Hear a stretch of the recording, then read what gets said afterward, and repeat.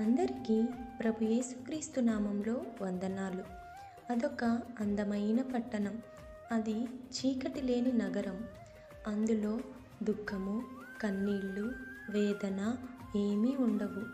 ఎప్పుడూ సంతోషమే ఉంటుంది. దానిని చూడాలని ఎందరో ఆశపడ్డారు.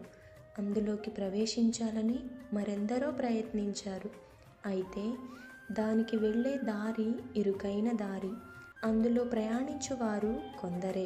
అందులో ప్రవేశించు వారందరూ మహాశ్రమల నుండి వచ్చిన వారు, లోకమును జయించిన వారు, క్రీస్తు విషయమై సాక్ష్యము పొందినవారు.